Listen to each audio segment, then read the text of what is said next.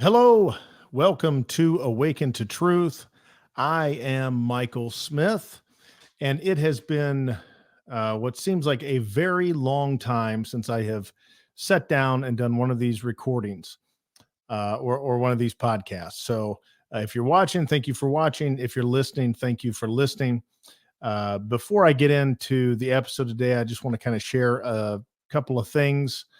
Over the last few months, I obviously have not been doing any of these episodes. And so some of you listening may have go all the way back to, uh, I guess, maybe 2019 or 2020 when I started a podcast. And at that time, it was podcast only. And the podcast, it grew decently well, I would say. And then I moved to Florida, moved from Florida back to Ohio, and never really got into the flow of doing podcast or videos. And I kind of transitioned to doing this YouTube format. And over the last few months, kind of considering if I want to do this anymore, if I want to take the time to do it, if I don't want to take the time to do it, um, I think I have decided that what I'm going to do is this is going to be a podcast. I am going to record it and put it on YouTube for those that like to uh, listen to things or they like to watch what they're listening to. I know there are some people like that, but these are not really going to be videos. These are just going to be a podcast. And whether they're 20 minutes or 30 minutes or 50 minutes, however long they are, they're going to be a podcast. So you can watch them on YouTube. You can listen to them on Apple or Spotify or Stitcher or Amazon Music or Google or any of those other podcasts. And those of you that have continued listening by podcast, I appreciate it. I have noticed in these last months that I have been gone that there have been weeks that a couple of hundred people were still listening to podcast. There have been weeks where there was only 30 or 40 people listening to podcast. But point being, there was 2 or 3 times that there was 200 plus downloads on the podcast. Obviously, there was not any new ones, so it was people going back and listening to old ones, and that just kind of, I guess, gave me the little kick or the push that I am going to do the podcast again, put it on YouTube, and if people want to watch it there, they can. So that's my little story as to why I've been away. That's what I'm going to do moving forward. I'm just going to release an episode or two a week of the podcast. And if you want to watch it on YouTube, please feel free. If you like it and you're watching on YouTube, hit that like button and subscribe. Because I know some people, they listen to their podcast on YouTube. I don't do that, but some people do like that. So, it's here if you are inclined to watch it. All right, I want to get into this first episode back. It's kind of weird doing this again. Haven't done it in so long, so I might not be the sharpest. I might be a little bit rusty. And I also chose to do it the day that my voice is not the strongest because I'm kind of having some allergy issues. But be that as it may, we'll get into it. Okay, I want to dive in just a few minutes and talk about what's going on in the financial sector. I know many of you have probably heard about this bank out in California that went belly up, Silicon Valley Bank, a regional bank, the Bank of New York, also was having some issues that was reported this morning. And more than likely, there will be more banks that continue to have, kind of calamity as our financial system starts to seemingly finally come to a place of correction. I hope it's not coming to a place of crash, but it certainly is possible that it is. And so a lot of people, I am reading financial stuff all the time. I am looking at markets and following the markets and looking at different funds and all. So I look at this stuff all the time. And so it's, not that I know every answer, but it's a little bit easier for me to interpret than some people that don't ever look at this kind of thing. Um, and so people will hear these things on the news, and the news will give these little bits and these little pieces, but they never really explain what any of it means. Or they might get some guy from Wall Street to come on Fox News or MSNBC or CNN and give some kind of fancy analysis. And they'll use oftentimes kind of jargon from the financial world. And they expect people who are sitting on their couch to know what that means. Well, why would they know what that means? They don't work in that world. They don't listen to people talk that way. They don't, you know, uh, converse with their coworkers using that type of verbiage and that type of language. It's like when I was in seminary, there was a seminary language.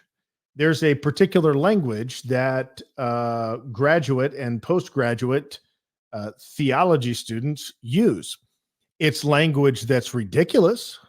It's language that doesn't help anyone, but it's language that you learn when you're in that world. Well, when you are in the financial world, there's similar type of jargon or language. People will say 25 basis points. The Fed is moving the rate 25 basis points. They're moving it up 25 basis points. And I've had people ask me before, what is 25 basis points? Well, it's a quarter of a point. 50 basis points is half a point. 75 basis points is 3/4 of a point. 100 basis points is 1 point or 1%. So the people that get on TV, they use a lot of vernacular that's not easy to follow. So what I hope to do is to give you a little bit of insight into what's going on in a very simple, easy to follow way. This isn't an exhaustive tutorial. It's not a deep dive. If you want like a super deep dive, like there's people that will do it a whole lot better than me. But if you just kind of want to get your mind wrapped around what's sort of taking place, I think I can help you out over the next few minutes. Number one, we'll start with the Federal Reserve. Probably everybody that's listening, or at least the vast majority that are listening, you have heard over the last several weeks, but not weeks, you've heard over the last year about the Federal Reserve raising interest rates. Maybe you've even heard these terms of the Federal Reserve engaging in quantitative tightening. Back in 2008, when there was the financial crisis, then the Federal Reserve engaged in what was called quantitative easing. And so, again, terms that to the average person essentially mean nothing. Like, oh, the Federal Reserve is quantitatively tightening, or they're quantitatively easing. One's getting tighter, one's getting easier. But outside of that, what does it mean? So supposedly the last year, the Federal Reserve was quantitative tightening. And basically what that means is they are shrinking the balance sheet. They are selling off assets on their balance sheet. They're selling it off into the market. They're no longer holding these assets or generally these bonds. And people all the time, you talk to wherever you go, people talk about the stock market. Why do they talk about the stock market? Because most people, whether they want to be or not, are in some capacity connected to or invested in the stock market because of their 401k plan, or because of their 403b plan, or because of their 457 plan, or because of their traditional IRA or their Roth IRA or whatever, or their simple IRA or their SEP IRA. They are invested in the stock market in some way. Now, if you talk to a lot of people, you find out that many people, and I don't say this like in some negative way, it's just the truth. Many people actually have no idea where they're giving their money to every month. They have no clue. They just, well, it's in the market. Well, where is it in the market? I don't know. It's not something people think about. People are busy. They're in their day-to-day life. Their company says, hey, invest in this 401k. We'll match it. And people go, sure, I'll do it. I met with a lady recently that I was helping to reposition some things in her portfolio.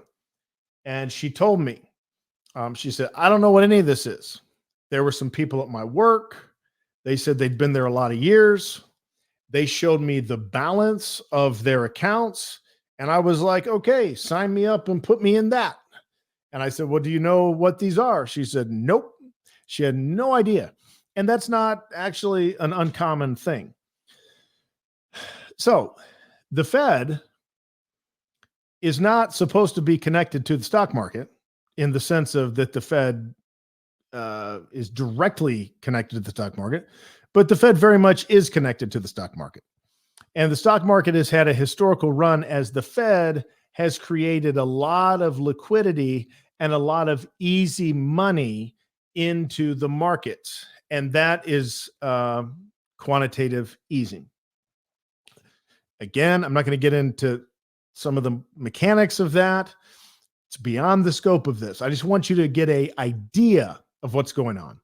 And it's probably going to take me another 15 minutes or so to wrap this up. So if you're already bored, I don't know, maybe right now is the time to run while you can, because it's probably not going to get that much more interesting for you if you're not wanting to know what comes next by this point.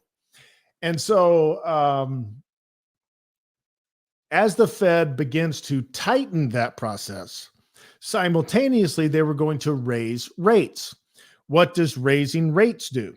Well, raising rates, among other things, it makes borrowing more expensive.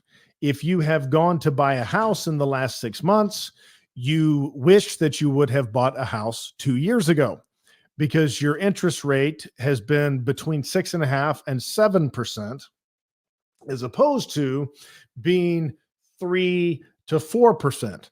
It's become much more expensive to borrow. Well, as it's become much more expensive to borrow, people have stopped buying houses. As people have stopped buying so many houses, and as houses are sitting longer on the market, what is happening to the price of the houses? Well, there's a big supply problem, so they're not going down that much, but they're not going up anymore. So the continual escalation of the housing market has stopped because rates have gone up. Another thing that it does is it is supposed to incentivize people to save more, because where we have been the last, decade plus, where the rates have been extremely, extremely low, there's really no incentive to save. You either put it in the stock market or you spend it. Why would you save it? You're not going to get any type of rate of return on your money. You put your money in the savings and you get 0.02% for putting it in a savings account, and inflation is at 6, 7, 8, 9% the last few years. That's what they report it is. I think it's probably higher than that, but that's a different story. Point being, you're losing money by saving money. So they have created an environment where savers are losers. You lose money by saving money. So might as well spend that money. That is what they call a stimulative financial policy. And again, these are like broad concepts. I'm not going, I'm just hoping that you're following me and getting the basics of it. If you're already advanced in this, then maybe you've already got it. But I'm assuming that maybe this is not something that you spend a lot of time following. Okay. So they continued to raise rates over the last year. Well, what does that have to do with banks? Isn't that wonderful for banks? Because now when banks can lend money, they can lend it out at 5%, 7%, 8%. They can lend it out at more than they could before. So isn't this a wonderful thing for banks to begin to have these higher rates? Well, not necessarily. And one of those reasons is because many banks will buy bonds or they will buy mortgage-backed securities. Both of those. They'll be invested in both of those markets. And I'm not a banker, so I don't know if this is, I don't know to the extent of what every bank does it, but every bank is involved in things behind the scenes. And so when a bank has a big portfolio of bonds or mortgage-backed securities on their books, those bonds they bought when interest rates were extremely low. So that bond that they bought might only be yielding 2.75%. Now, I'm going to give you an amazing graphic right here that you guys are going to miss if you're listening to it on the podcast. If you're watching on YouTube, you're going to get to see this amazing graphic. And so what you see is you've got a bond. And people get all excited about stocks, but bonds have a much bigger interplay in the lives of most Americans than necessarily the stock market. But you've got a bond, and a bond has what's called a par value. That means you just buy the bond at its par value, which is $1,000. The deal you get on bonds is if you pay $1,000 for the bond will pay you a certain yield or a certain percentage rate return. So if you buy a $1,000 bond at 2.75%, that bond is going to pay you $27.50 for every one that you buy at par value. For every $1,000 you put, you're going to get $27.50 paid back to you. Bonds have a different maturity level. Okay, I'm going to take this amazing graphic down for just a minute. And I hope that I'm explaining this in a way that is understandable. I feel like I am. Maybe give me some feedback. You can email me at awakentotruthtoday@gmail.com and say, Michael, you did amazing. I never knew what a bond was until you opened my eyes to what a bond was. Or you can email me and say, Michael, that was awful. I still don't know what a bond is, and I still have no idea what's going on. Either way, just email me, give me some feedback. But awaken to truth today@gmail.com. All right. So a bond is par value. Some of you are dying 1,000 deaths right now, but hang in there. It's $1,000 par value. If banks loaded up on a bunch of bonds that are paying 2.75% interest, and if they loaded up on a bunch of mortgage-backed securities back when mortgage rates were 3%, 3.5%, 3.7%, then that's where their money is tied up, getting that very low rate of return. So if you're in a 5-year bond, it doesn't mature for 5 years. So for year one, it'll pay you $27.50. For year two, it'll pay you $27.50. For year three, it'll pay you $27.50. For year four, $27.50. Year five, $27.50. And then once it matures, you get your $1,000 back. So you get paid the interest every year, then you get your $1,000 back. So you get your interest plus your principal back. But what if you need to get rid of that bond year three? Well, you can sell it on the secondary market. But if the interest rates have been rising, then the bond is no longer worth $1,000. If you kept it all the way till maturity, you would get $1,000 back. But if you need to sell it right now, you're going to have to sell it for a price that the market's going to pay. And if people can go and buy a new bond at 4.75% interest, then they can go buy a bond. You see the second bond down there, new bond, 4.75% interest. They're going to get $47.50 for putting $1,000 into a brand new bond. Well, why would they buy your lousy 2.75% bond? Well, they might buy it, but they're not going to pay you $1,000 for it. So look down at the very bottom. Maybe they pay you $700 for it. It's still going to pay $27.50 interest. Now that $27.50 divided by 700 is a return of 3.9. Maybe somebody would buy it from that. Probably not. So you're probably going to have to sell it for less than 700. But my point is, that's how bonds go up and down. That's how they move based on what the new bonds are selling for and what the yield is on the bond that you already own. So if you get in a position where you own a portfolio of bonds and you have to sell them to raise cash, you might not get the full $1,000 you paid for it, depending on where the interest rate is. And that's called interest rate risk.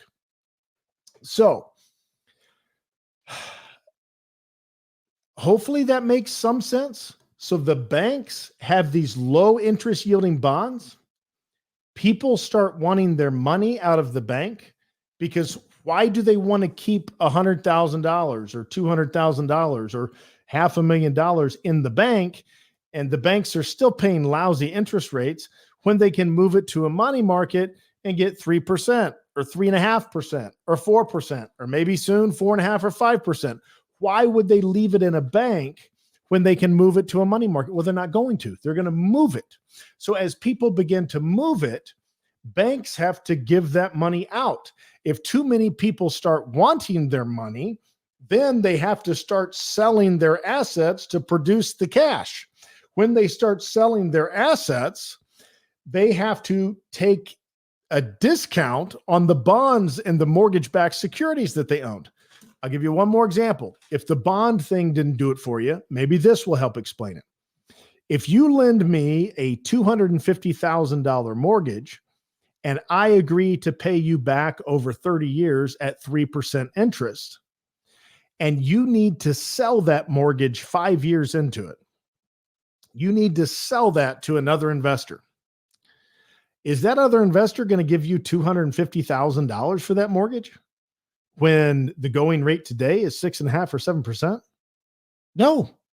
That other investor might say, I'll buy the mortgage from you, but I'm only going to pay you $200,000 and you can eat the rest because you loaned out a 30-year mortgage at a tiny interest rate.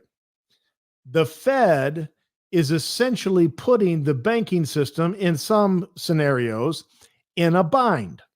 If the Fed continues to raise rates, there's going to be more and more banks that begin to have some issues because people more and more are going to want to get their money out of banks and get their money somewhere that they can get some type of a return, whether it's 3% or 4% or whatever. And those banks, if they have lots and lots of low interest mortgage-backed securities and bonds on their on their balance sheet, they're going to have to sell those, and they're going to have to sell them at a discount. And some banks are not going to be able to absorb the losses. Now, your big banks, your major banks, I think they're probably all going to be fine. That doesn't mean there's not going to be a domino effect that takes place with this. So what is the Fed doing? The Fed is saying, don't worry, we'll take care of it. They're saying it's not a bailout because it's not the taxpayers that are going to bail these, some of these banks out this time. But essentially what the Fed is going to do is they're going to give them $1,000 for their bonds that are worth $750 or $700 or $800. They're going to give them $1,000 for their bond that's not worth $1,000. So what is the Fed doing? Maybe not directly, maybe they're not calling it this, but in a way, the Fed is once again engaged in quantitative easing. They are making the monetary flow easier to soothe over any issues or any problems. And you might say, well, what's wrong with that? Isn't this a wonderful thing? It's probably a necessary thing, but it's not a wonderful thing, because there's the other problem that the Fed was trying to fight by doing the tightening in the first place and raising the rates in the first place. And that's the little problem that has been ripping through our economy the last 2.5, 3 years, the problem of inflation. So the Fed is literally at that point that I have kind of I've been predicting it for quite some time now, that they were between a rock and a hard place of extinguishing inflation and keeping all of the financial systems and everything afloat. And it seems that just at 4.75% or so, where they have raised the rate to, they have already started to hit a breaking point where things are starting to break and the system cannot handle the rate hikes any longer. So while the Fed is going to create this liquidity and buy these $700, $800 bonds for a full $1,000 and give the bank the money so that they can give it to the people, are they going to continue to raise the interest rate to try and combat the inflation that's still high, or are they going to reverse course on that? If they reverse course on that, then inflation is going to continue to remain much higher than any of us would like it to remain. And if you notice today, gold, precious metals, those things, they went up very significantly. Gold stocks went up quite a bit because gold stocks often act like a leveraged play on the metal. And the reason they went up is because the market believed after today, the Fed is beginning to wave the white flag of surrender. So they said, if the Fed is going to surrender on this inflation fight, now is the time to buy the gold. Now is the time to buy the gold stocks. Now is the time to buy the silver. Now is the time to buy the silver stocks. And so you saw that movement going up. Bitcoin also went up. I'm not a big proponent of Bitcoin. I don't think it has a major function or purpose. Maybe it does. If it does at some point, and if it proves me wrong, I might buy some. I don't know. At this point, I am not sold on any of the crypto as necessarily being a value store. But be that as it may, that gives you hopefully some idea as to what's taking place with the financial system and how the Fed is literally breaking the system, trying to fix the problem that they created. They created the inflation through their easy money, low interest rate policies. The government certainly helped them by printing all of the money and distributing it all over the country, like we were going out of style. Maybe they all thought the pandemic was the end and it didn't matter. But now we're living with the consequences of it. And so the Fed and the government are responsible for it.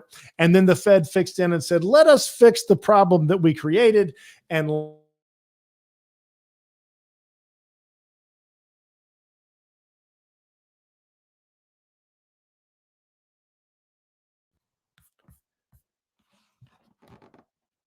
I I believe my mic has having a little bit of difficulty, but I am wrapping it up today. Thank you for taking the time to listen. Thank you if you took the time to watch. God bless you. Have a wonderful day, a wonderful week, and I'll be back with another episode soon.